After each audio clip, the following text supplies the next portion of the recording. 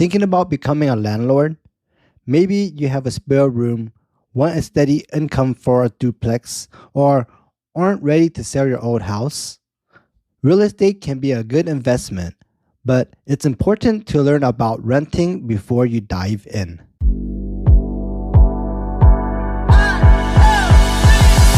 Renting out your house can be a great way to make money in real estate.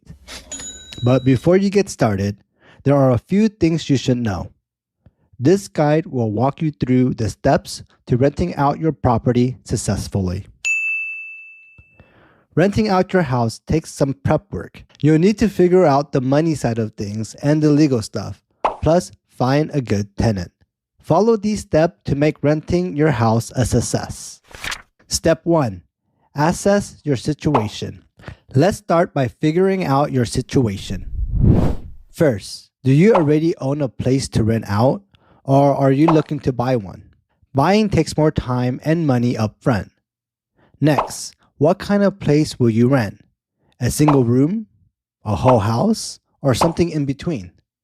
This will affect how much money you spend on fixing it up and how much time it will take.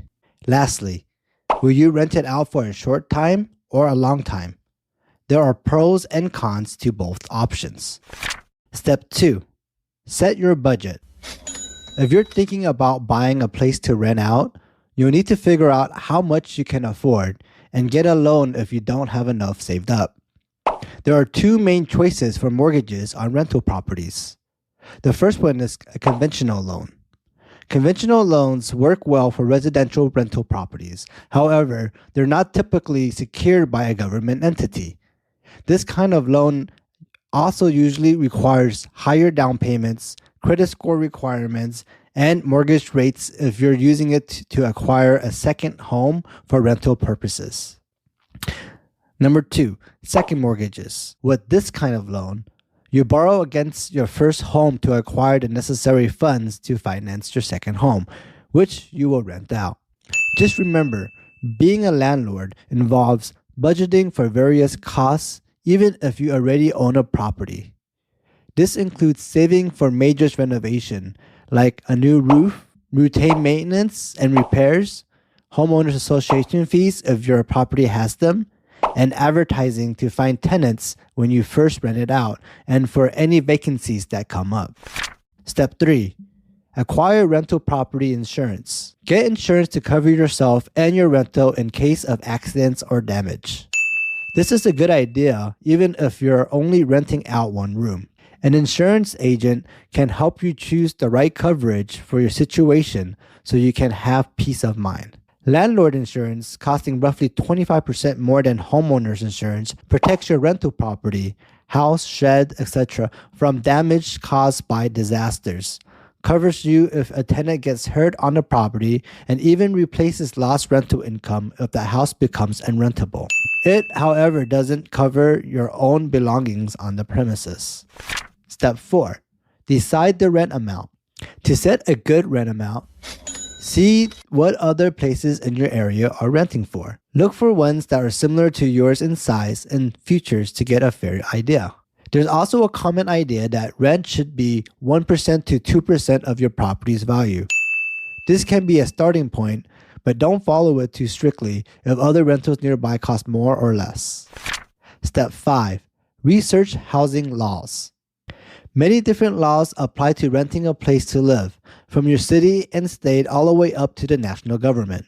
These laws are in place to make sure things are fair and safe for everyone involved in renting, from the person renting, the tenant, to the person who owns the place, the landlord. There's a national law called the Fair Housing Act that applies to all landlords. This law protects people from being treated unfairly when they try to rent a home because of things like their race, religion, or family. Most areas also have an implied warranty of habitability, requiring a landlord to keep their property habitable or livable. If a property is deemed unsafe or unlivable, according to the area-specific building codes, a renter may legally stop paying rent until the situation is fixed. Step 6. Write a lease agreement. Rental agreement explains all the important rules you and your tenant need to follow to have a smooth living situation. A template can help you write a contract that protects you and makes sure everything is clear. Answer questions like, how much will the monthly rent cost? How much are late fees, if any, and when are they charged? Can the tenant break the lease early? Which utilities are the tenants responsible for acquiring and paying? And many more. I will include the whole list of possible questions in the description below. Step 7. Prepare your home for viewing. Start by making some improvements to your rentals, like updating the faucet, lights, and floors. Even small changes can be a big difference. Your listing might look old and dirty now, but these tweaks will make it nicer and more modern. Finally, before you advertise the rental as available, set it up with good appliances and some decorations. Renters want appliances that are clean, easy to use, and work properly. Adding newer appliances, some furniture, and decoration will make your rental more appealing in person and in online photos. Step 8. Document the rental space. Before you rent out the space, it's a good idea to collect all the important details about it. This way, you can answer any questions renters might have about the size and condition of the place. Start by measuring the space. Take note of the total square footage of the entire property, and also measure each room separately. If there's any damage in the space already, take pictures of it before renters move in. This will help avoid any confusion later on. And lastly, do a walkthrough. It's also a good idea to do a walkthrough with the renters shortly before or after they move in. During this walkthrough, have them take notes of any existing damage and document it. Step 9. List your rental property. Put your rental ad on lots of websites to get people interested. Choose sites that renters looking for your kind of place would use. For example, use Airbnb or Vrbo for short stays and Zillow or Realtor.com for longer rentals. Make sure your ad has great pictures and a clear description so people know exactly what they're getting. Take nice pictures of your place with furniture and lights arranged to look good, but don't try to hide any problems. Renters will see them when they visit, and you won't want them to be unhappy or give you bad reviews. While you can definitely list your rental property yourself, a property manager can bring some helpful advantages to the table. Property managers have access to the multiple listing services, the MLS, a network used by other realtors which can expose your property to a larger pool of potential renters, especially other agents with interested clients. They can help screen tenants by verifying income, employment, and rental history. This reduces the risk of bad tenants who might damage your property or pay late rent. Step 10. Screen tenants. Checking out tenants before they move in, make sure you find someone who pays rent on time and takes care of your place. A rental application lets you gather info to see if someone would be a good renter. Step 11. Select a tenant. Carefully review all of the information from the rental applications and your overall impression of the applicants to choose a tenant. Pick someone who you believe will pay rent on time and cause the least problems.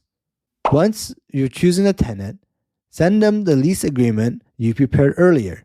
Have them review the agreement carefully and be available to answer any questions they may have.